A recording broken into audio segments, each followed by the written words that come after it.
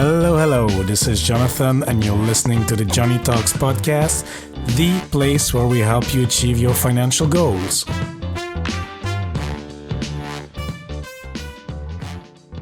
Hola, amigos. Hope you're having a great day wherever you are. And if you're a new listener to the show, special warm welcome to you. I really appreciate you tuning into the show. And if you're a returning listener, welcome back. I appreciate it even more. In today's episode, we will speak to my new friend Isabel from the website Bell Around the World. Isabel is a digital nomad and a full-time traveler from Singapore who managed to convert her blogging hobby into her full-time activity.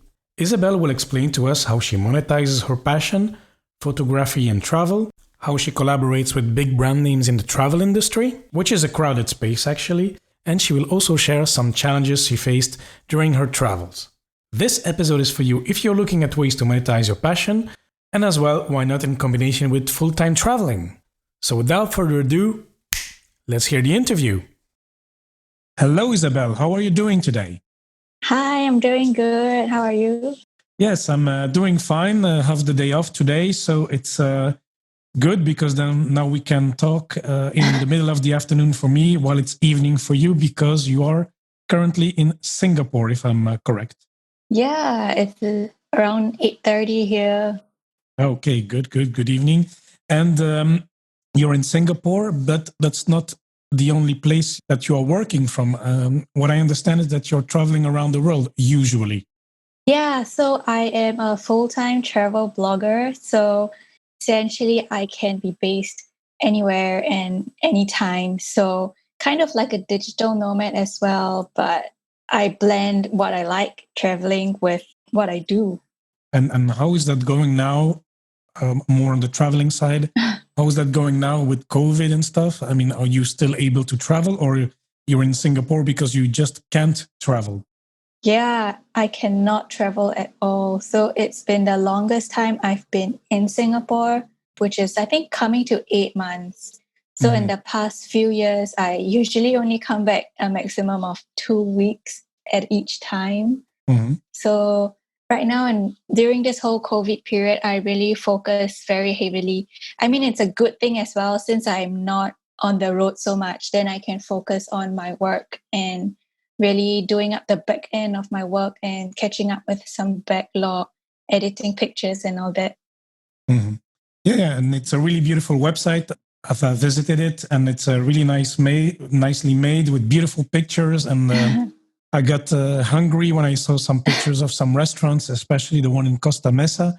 I really need to go there, and I was almost going there. But anyway, it's a beautiful website. You travel around the world. You make recommendations. You also partnered up with hotels, I saw. So tell us a little bit. What is it you're doing? Oh, thank you. First of all, thank you very much for your kind words. Yeah, so as a travel blogger, I earn primarily through my travel blog. I actually started out content writing. So I started out writing for other people in the beginning. So I kind of built my portfolio in writing. And because I really enjoy writing, I enjoy taking pictures. Mm-hmm. So this blog was born.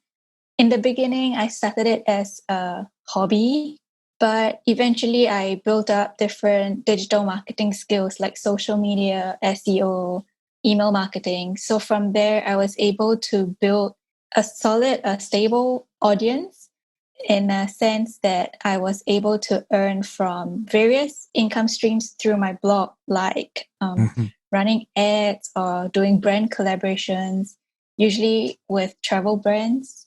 On the blog, yeah. So that is primarily how I am able to sustain my income while blogging and traveling at the same time. Mm-hmm. So you never had like a corporate job from 9 to 5. You started directly with freelancing, writing, producing content, and then going into blogging, or? I have been working in a full-time corporate job before. I was working in a public relations agency and also a social media agency. And I actually got the social media agency job through my travel blog because I already had one foot in the door and I had personal experience managing my own social media. Oh, but that's great. So you run a blog, you get a job thanks to the blog, and then and then you quit the job to go back to the blog. Okay, that's amazing. Yeah, exactly. Okay, that's good. And so, why did you then actually do this? Why did you go from, the full-time job, then back to your blog? I mean, did you make more money, or what did you miss? Were you not happy at that company, or what did you? Yeah, what happened? Yeah, I have to say that having something that you own, you have kind of like a sense of ownership and a sense of belonging, and you're just personally more invested in wanting it to succeed. Whereas when I was working in corporate jobs, I felt like I was a hamster on the wheel. I didn't really feel much meaning I didn't really derive that much meaning from my jobs. Mm-hmm. And then, of course, in the whole blogging, it was about travel. And so I relished the opportunities to be able to travel more through my blog. And that was what gave me more opportunities to do. So I was able to travel more. Mm-hmm. And eventually I found that there are more benefits to my travel blog than if I were to be in the same corporate job. If I was going to be able to earn the same salary but reduce my work hours and still enjoy more Mm-hmm. working, why not just go to travel blogging full time? Yeah, exactly, exactly. If you can do what you love full time, it's even better. And then Isabel, of course, some listeners will say, "Yeah, okay, that's beautiful. It's great, but it does not apply to me. I work in marketing and it's very difficult to get out of that hamster wheel or whatever." How can they start developing income on the side, or what would you recommend? Yeah, so I actually also run a SEO course, and I've met different people with different passions and have different motivations, but Mm-hmm. essentially everyone wants to be able to have more control over their time and to do something that they're passionate about, right? And Exactly. so I always advocate that education is kind of the new form of marketing because advertising nowadays people are primed to ignore ads.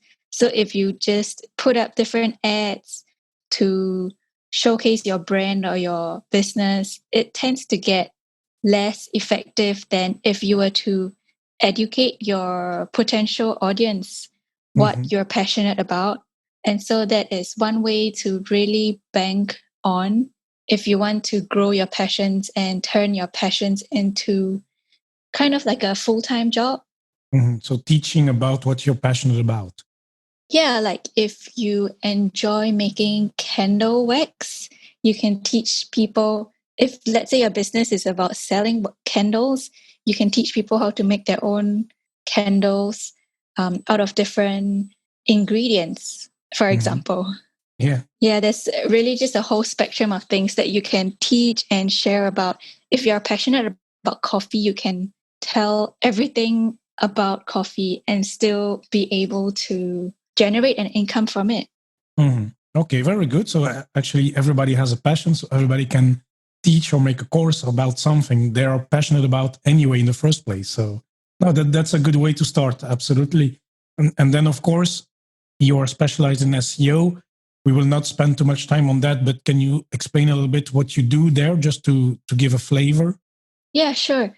So SEO, if you're not sure what the term means, it Mm-hmm. is short for search engine optimization. And it's essentially various factors that affect whether your content ranks at the top of Google or not. So, by applying SEO strategies, you will be able to get your content ranked higher on Google so that when people search for specific terms, your article or your YouTube video or your images can appear at the top of Google and be more visible and get more clicks and traffic. Mm-hmm. Yeah. So your clients or the people that are following your course, they are more like bloggers and podcasters, or who are your customers? Yeah, I have a fair share of bloggers, but there are also some online business owners as well Okay. who, Mm-hmm. yeah, who are looking for different ways to kind of market and monetize their business better. So they turn to SEO and content. Yeah, absolutely. It's okay. I see.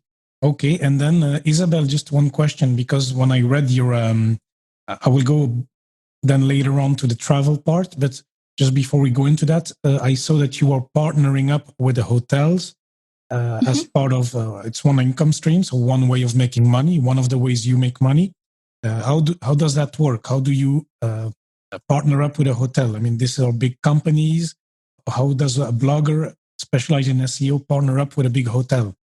Yeah, of course. So, as with all other businesses, right? Hotels and like airlines and tourism boards, they want more reach. They want to reach your audience. So, by being able to find a fit between my audience and, for example, the hotels, I was able to secure collaborations like that to feature the property on my blog and my social media channels. And then with SEO, I could write a hotel review and rank that hotel review on Google so that if people are searching for a specific hotel and its reviews, I'm able to rank at the top, get more eyes on it, and inevitably get more exposure, which is what the partnership is about.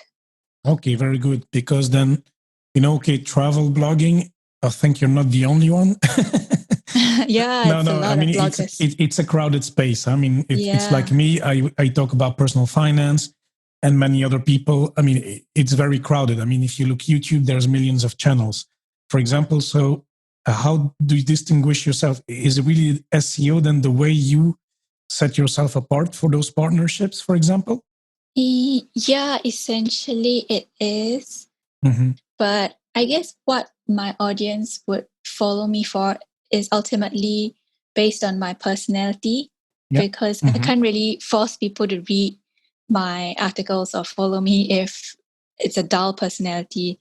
And also, I pride myself on like really quality and informative content. So if you look at my blog, it's usually more than or around 2,000 words long, and it's just really informative, unbiased reviews and travel guides, different kinds of guides on my blog. So I have a question because, okay, now you cannot travel, but what are your future plans? Is it something you want to do for many years to come, or what are your long-term plans in terms of being a travel blogger? Because I don't know if you still want to do that within 10, 20 years. I don't know. Maybe you'll settle down. Who knows? Yeah, it's quite hard to say right now, but I like to just go with my gut and go with my flow. And right now, I still feel like there are a lot of experiences to be experienced, and that's something I kind of want to do in then maybe in for a few more years before I think about settling down. Yeah. Yeah. Okay. And then you've been traveling for into many countries, the US, Europe. I think you visited about 50 cities or 55. Then Asia, of course. What is one country, one experience that you enjoyed in particular? Out of the 5 continents, I would say New Zealand because it holds a very fond memory in my heart. It was the first country that I really threw myself into for 6 months.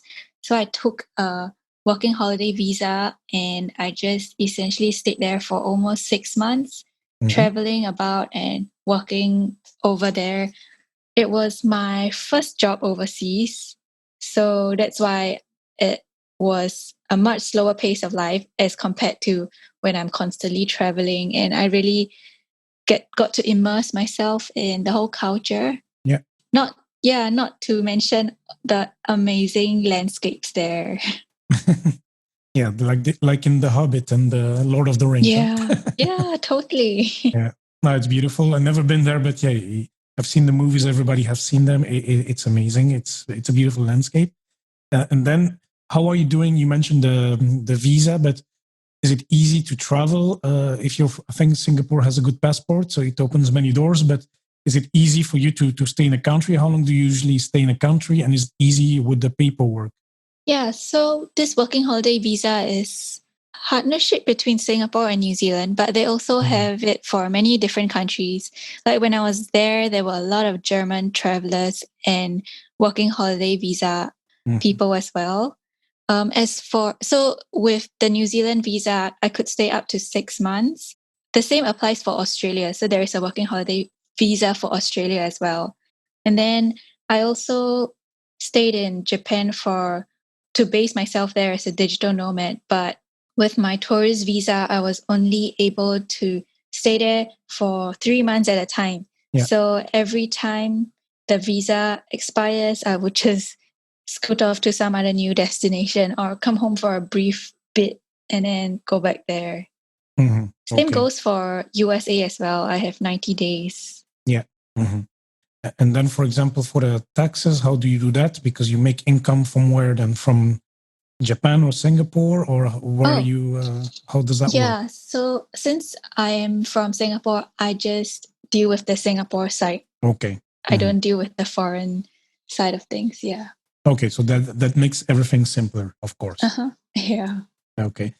And when you travel, for example, when you travel to Europe, you visited a lot of cities. What happens in case you fall sick? I don't know if it happened. I hope not. But if you break a leg, I don't know what, anything can happen. What would you do? Yeah. So I have to tell you this story. It was it was quite a major accident. It was on the New Year of last year, maybe. So I was skiing in Japan for my very first time. Yeah, I know I'm late to the party, but it was my very first time skiing there. And I think it was on the third day or something. I actually took a very bad fall and I couldn't walk. So I twisted my knees, both my knees. Hold on. And the medical there wasn't great because I was in a more rural side of Japan. So the only form of communication is through Google Translate. Yeah. Needless to say, it was a very tough time communicating and settling all the medical business. So, but I was very thankful that I got travel insurance, of course. So with my travel insurance, they were able to cover all my medical expenses abroad and when I went back to my country as well as the flights. So I pre-booked my flight back home to seek medical attention. Okay. And so your travel insurance, it's from Singapore, or is it from? Is it just international, or how did you? Yeah, it was a Singapore travel insurance, but I've for my upcoming trip, I would be going with Safety Wing because Safety Wing covers COVID related medical expenses as well. So I'm gonna give that a try, and also it's geared towards digital nomads, so they have pretty flexible plans. And then I have one question, because I've seen your pictures traveling by yourself. It's great. I mean, I've done it myself, not for such long periods, but when you're alone, you explore more, you get in touch more with the local people or fellow travelers. But isn't it boring at some point to be by yourself, or do you just make friends? How do you deal with that? Yeah, I have to agree. It doesn't get as exciting as when you first started. Usually I do a mix of travel between with myself and with people that I meet overseas. And also because in the travel blogging community, everybody is quite global. So I'm able to get in touch with some local friends, some local online friends when I'm traveling. Okay, so you have some groups or Facebook groups or any websites that you can connect, and for example, you say, "Hey, I'm going to Tallinn, Estonia," and then maybe you meet somebody that is there at the same time or something like this. Yeah, exactly. There's also couchsurfing that I used in the past when I was doing my Europe trip as a student. That is a great way to meet local friends. There are also Facebook groups nowadays that offer to host and to take people around when you visit their home country. Yeah, and I know that there's many ways actually to meet people. So it's true that there's couchsurfing, and now apparently, since I spoke to a friend of mine, Martin, here on the podcast, there's as well Airbnb experiences, which are cancelled, I think, due to COVID. But you can go somewhere to some place and learn about dancing, visit something. I mean, it's organized. It's an activity you pay. I mean, he organizes coffee tours in Toronto. So there's many possibilities to meet people. Yeah, but I just wanted to ask because, when I travel, sometimes I've been by myself for a couple of days. It's okay, but then I miss having somebody for lunch or for food. And so sometimes it can get a bit lonely. I just wondered how you dealt with that. Okay, very good. And then, Isabel, more happy stuff. So when COVID is over, or I don't know if it will ever go over, but what are your future travel plans? Yeah, I'm really excited to talk about this because a month ago, I booked a flight, and then 2 weeks ago, it got canceled. So that was such a bummer. And then I booked another flight. So my current plan, if all goes smoothly, is to go to the US. I'm going to stay with my friend who has an RV for a bit, and then go to Colorado and do some hiking and rock climbing, and then meet up with another travel blogger friend around California to do like a mini road trip again. Okay, that sounds excellent. That sounds excellent. And then, so while you do this, you will travel, but you will also work at the same time. So that's how you roll. Yeah, that's essentially that. Yes. Okay, well that's fantastic. And then, what are your plans with the blog? So now it's getting many views. I saw you have some objectives for yourself to get more viewers, to get a better response, to have the visitors stay longer on the website. What are you working on? I mean, where is Bell Around the World going? Yeah, Bell Around the World is my travel blog. Right now, the content is kind of running dry. So I am focusing more on the teaching side of things, teaching other people more about content marketing and email and social media. So that is the immediate course of action. But as soon as travel resumes, I'll be able to get more content with different destinations, talking about different food guides as well. And I'm also quite excited to try out van life, which is something I've been projecting for this whole year, but I couldn't do because of COVID. Okay, I see. Okay, now I think that's very good. And then maybe one last question before we close up. It's where do you get ideas for inspiration for traveling? I mean, how do you decide for your next destination?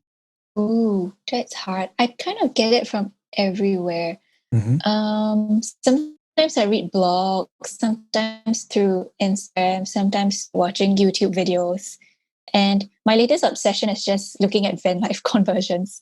So that is something that I want to do. And I also know that because I grew up in Singapore, which is an urban city. So I've always had this tendency of wanting to get out more in the wild and experience things I've never done before. So yeah, my direction is always headed that way. Okay. Is there one place that you really want to see, but you haven't been able to visit yet? I would say Colorado is quite high up on my list because I've been rock climbing for over 10 years. But in Singapore, you only climb plastic rocks. So I've always wanted to get out there and be able to climb more natural rocks. Yeah. No, I've been to Singapore myself as well, 2 times actually. No, Yeah. it's really nice. I really enjoyed my time there. But yeah, it's true that if you want to do rock climbing or some stuff like that, no, it's all not, skyscrapers, unless you're Spider-Man. Exactly. So yeah, you need to be Spider-Man in order to do some climbing in Singapore. Okay, very good. So Isabel, yeah, thank you very much. I think this was very inspiring to hear your story and how you managed to live the life you want based on your passion. I think that's quite great, and hopefully some of the listeners can draw some inspiration of this to maybe visit your site, get started with teaching others how they want to do, how they can fulfill their passion and monetize it. Who knows? I think that's quite great. And otherwise, get inspiration. I think I found my next destination as well by reading your website. So that's great. And as you know, Isabel, we always have our 3 quick fire questions at the end of the show. Are you ready? Yeah, bring it on. Okay, cool, good. So, Isabel, we didn't really talk about books, but what is your favorite book? Well, this is quite a popular book, but I found it really effective for anyone who wants to set out their own passions. It's called The 4 Hour Work Week by Tim Ferriss. Mm-hmm. But if you are looking, or if your listeners are looking more into the mindset wellness, I highly recommend this book by Mark and Angel Chernoff. It's called 1000 Little Things Happy, Successful People Do Differently. Ah, okay, that sounds good. Okay, the 4 hour work week, it has been mentioned several times here. It's one of my own favorites. I really enjoy it. Yeah. And it's not only about traveling and working less, it's just about being productive. And there's a lot of wisdom in there. So I really enjoy it. And then the other book, 1000 Small Little Things That People, what was it? 1000 Little Things Little Happy, Things. Successful People Do Differently. Okay, but I never really heard of this one. So I'll look it up. Anyway, I'll link it up in the show notes. But that's quite interesting. And then actually let's go to the next question. Is there one investment that you've made that has been the best so far? Yeah, I would say it's really important to invest time in myself, taking time out for myself to pay attention to my health and wellness and setting my mindset straight and really listening and knowing what my gut wants.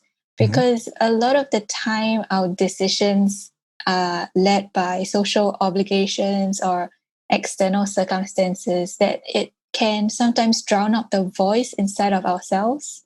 I noticed that when I'm back in my home city, Singapore, that when I am making decisions, sometimes it's really based on what other people want more than myself, versus when I travel, like when I'm on a plane or when I'm in the countryside or in the wild and wilderness, there are no distractions and the pace is slower. And I actually have time to listen to myself, think. And I realize that I have another side of me that has been subconsciously suppressed, one that is totally independent from what I would normally do when I'm back home in Singapore, like my own personal goals and aspirations and my own set of thinking. Yeah, it's true that we live in a fast-paced world. So sometimes, I think it's good that you can have this time to reflect, maybe a bit more on your choices, and I think it helps. It is not necessarily that you refuse or that you want to rebel against society, but it's more like that you want to make more conscious choices. Conscious. Yeah, exactly. Okay, I can agree with that. And then the last question, Isabel, what has been the best purchase you've made for under $100? I guess I would say my hosting domain, because without starting a blog and paying for it to look professional, I wouldn't be where I am today. But like on a more personal level, I will not be able to live without my journal planner, because I like to write my ideas down as and when I think of them. And I also like to journal my thoughts. So that is something that helps keep me safe, sane, and productive. So yeah, definitely recommend that. Okay, very good. And then Isabel, how can the listeners find you? Are you on, you have your website, obviously. Are you on social media as well?